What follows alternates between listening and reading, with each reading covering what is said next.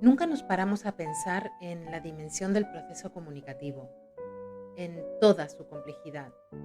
Como seres sociales que somos, basamos nuestros intercambios en la comunicación, una capacidad innata y quizá por ello no le damos la importancia que tiene.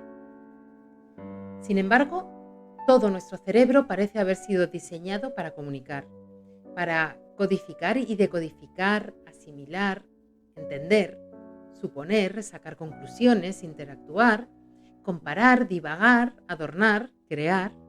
Ponemos nombre a las cosas, a los sentimientos, a todo lo que nos rodea, porque nos sirve para traerlos a nuestra realidad y poder así compartirlos con el resto de nuestros congéneres. No en vano, etimológicamente, el verbo comunicar proviene del latín comunicare, traducido como poner en común, compartir algo. La comunicación verbal y no verbal está en todas partes. Dependemos de ella, es una necesidad de la convivencia en sociedad. Por ello, debemos cuidarla y alimentarla correctamente. Si nos centramos, por ejemplo, en una conversación entre dos personas, la transmisión del mensaje resulta un proceso complejo que debe afrontar con éxito una serie de dificultades. Incluso en las mejores condiciones contextuales, en un entorno sin obstáculos, el éxito del mensaje depende, por ejemplo, de lo que el emisor quiere decir, lo que el emisor dice, lo que el receptor oye, lo que el receptor escucha, que no es lo mismo, lo que el receptor comprende, lo que el receptor retiene y lo que el receptor entiende finalmente. Una vez establecemos estos peligros de que el mensaje no pase adecuadamente de un emisor a un receptor, compliquemos aún más las cosas. Usemos una mascarilla y mantengamos una distancia física de aproximadamente 2 metros entre cada persona hablante. Esos dos elementos, las mascarillas y la distancia, van a ser dos obstáculos que se suman a los puntos anteriores y que van a condicionar tanto al emisor como al receptor, incluso antes de comenzar a comunicar. La mascarilla y la distancia son pues barreras en la comunicación.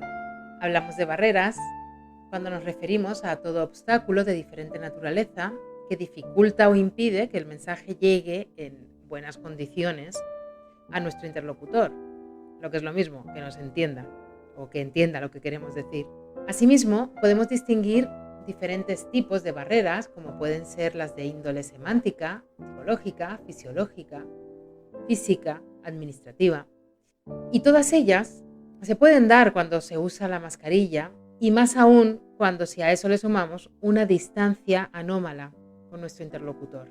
Debemos tener en cuenta que no somos una sociedad acostumbrada al uso de mascarilla y que esto hace que se requiera de un proceso adaptativo que nos permita paliar los prejuicios comunicativos que establece su uso. Estamos acostumbrados, además, a una comunicación directa en la que vemos la totalidad de las expresiones que transmiten los músculos de la cara de nuestro interlocutor y que apoyan la comunicación, enfatizando el mensaje y muchas veces disminuyendo las posibles ambigüedades de las palabras, los problemas de una comunicación entrecortada por los ruidos del entorno o incluso mejoran la comprensión del sarcasmo o de la ironía. Al tapar la cara, desde la nariz a la barbilla, estamos en primer lugar perdiendo todos esos estímulos que son comunicación gestual. Además, como todos habéis podido comprobar, el uso de mascarillas por un tiempo prolongado provoca un estado de cansancio, de somnolencia, de estrés mental que nos altera. Y una persona alterada difícilmente comunica con claridad. En comunicación hay que entender que todo lo que no es claridad es un obstáculo. La capacidad cognitiva, la habilidad para pensar, para crear un mensaje, se ve afectada. Esta capacidad es fundamental a la hora de emitir un mensaje adecuado para nuestro interlocutor. Todo se vuelve más complicado con el uso de la mascarilla, la expresión de nuestros deseos, sentimientos, opiniones y a su vez, nuestro interlocutor perderá la capacidad de concentración en la escucha de nuestro propio mensaje. Si el mensaje no tiene calidad, baja la tasa de fidelización o lo que es lo mismo, cuanto peor hablamos, cuanto menos claro es un mensaje, menos nos escuchan. A todo esto debemos sumar las posibles consecuencias negativas para la comunicación del uso de mascarillas en nuestro interlocutor también. Él también estará agobiado. Como consecuencia de todo ello, el mensaje se distorsiona acrecentado por la barrera acústica que supone tapar la boca con un objeto y encontrarse, además, a unos 2 metros de la otra persona. Como decíamos, no estamos acostumbrados a hablar con algo que nos obstruye la boca, por lo que antes incluso de empezar a hablar, tanto el emisor como el receptor se encuentran condicionados por ese elemento y por lo tanto están ambos menos predispuestos a la comunicación, que en otras circunstancias se haría de manera fluida. El emisor tenderá a modificar el mensaje, simplificando la estructura, eliminando florituras, ambigüedades o rodeos, siendo más aséptico y directo. Psicológicamente, el uso de mascarilla propicia el distanciamiento físico. A largo plazo, este tipo de bloqueos pueden dar lugar a modificaciones estructurales en el uso del lenguaje en la comunicación. Por un lado, como comentábamos, simplificando sobremanera el lenguaje y a su vez modificando las estructuras cerebrales que influirán en nuestra manera de pensar, ya que el cerebro posee la cualidad de ser neuroplástico, es decir, de adaptarse a los hábitos que creamos, a los estímulos que le damos de manera continuada. Y por otro lado, dado que somos seres sociales, tenderemos a sustituir el canal físico por medios digitales y el uso cada vez más recurrente de emoticonos, GIF y otros elementos de apoyo que condensan estructuras complejas del cerebro como lo son los sentimientos, la expresión de los sentimientos, de los anhelos, la descripción de situaciones, lo condensan todo en una única forma, perdiendo riqueza.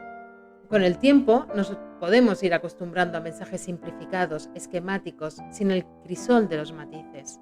En el siguiente capítulo me gustaría profundizar en esa simplificación del lenguaje, pero es un tema lo suficientemente amplio como para dedicarle un espacio. De modo que volvamos a nuestras mascarillas, a la distancia física y a la comunicación. ¿Cómo paliar entonces las barreras comunicativas? Toda adaptación al medio necesita aumentar los recursos destinados a la solución de esa novedad vivencial.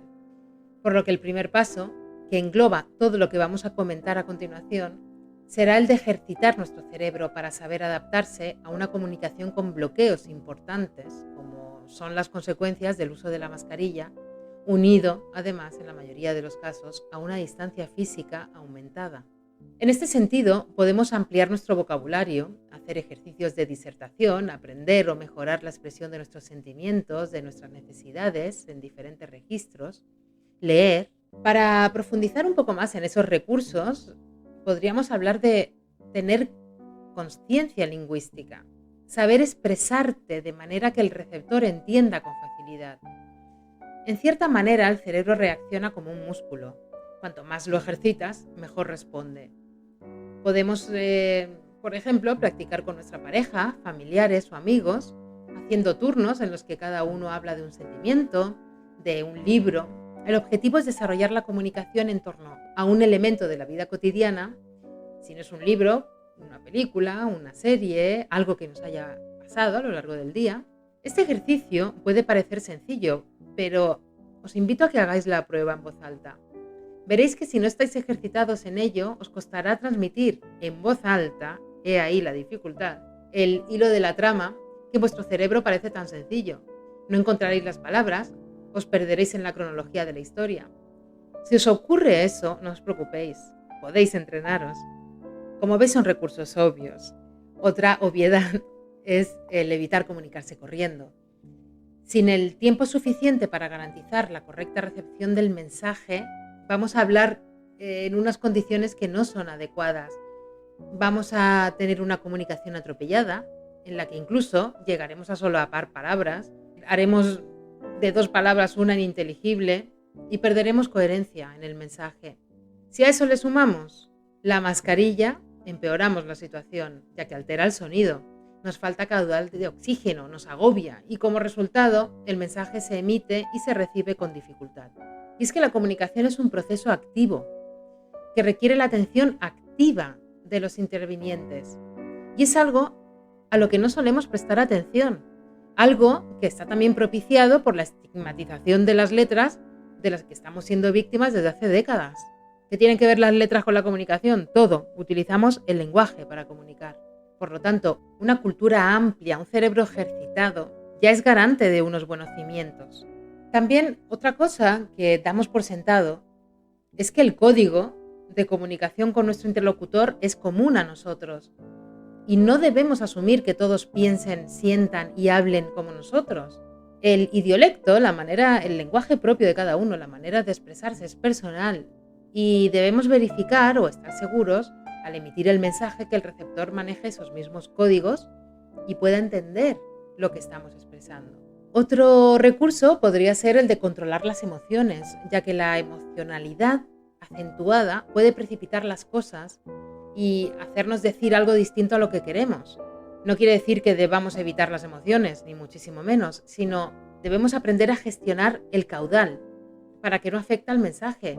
Tened en cuenta que con la mascarilla estamos recibiendo menos oxígeno, con las consecuencias que puede traernos, aunque no sean patológicas y son contextuales, circunstanciales.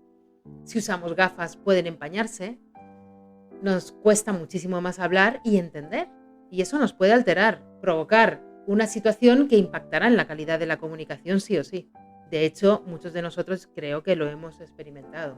Por lo tanto, algo que sería muy interesante es aumentar el uso de lo que se llama la función fática del lenguaje, es decir, utilizar esas palabras de seguimiento, de verificación del canal, tipo ok, claro, para que el interlocutor sepa que estamos siguiendo su discurso, e incluso en un momento dado, cuando exponemos algo, preguntar, ¿entiendes? ¿Lo has entendido?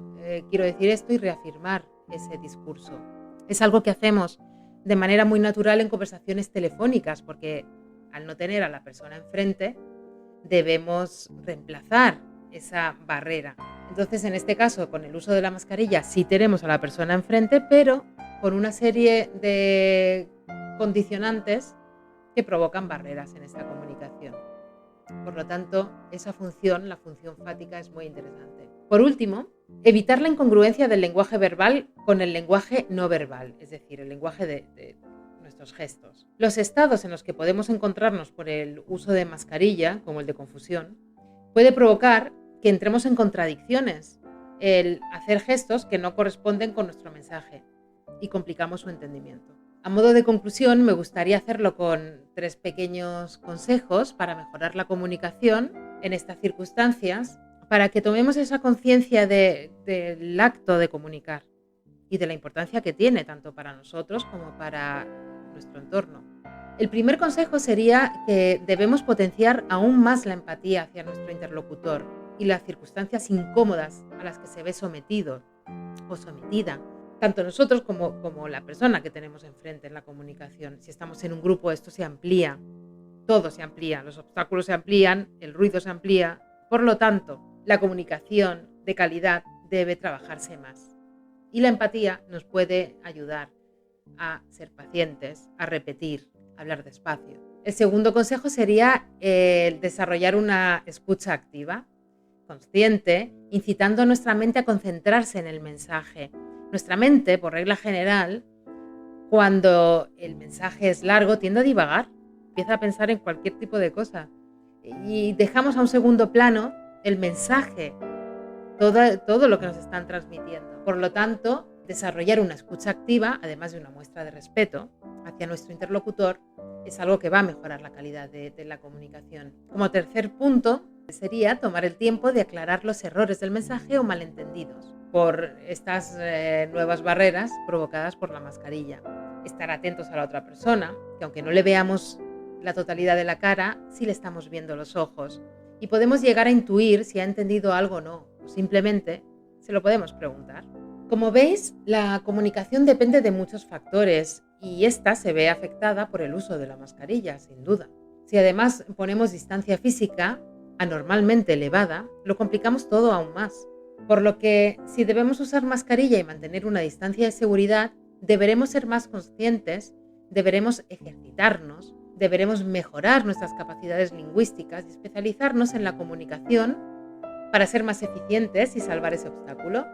Para ello, tenemos una herramienta maravillosa y es la de nuestro cerebro. Pero no dejéis de comunicar.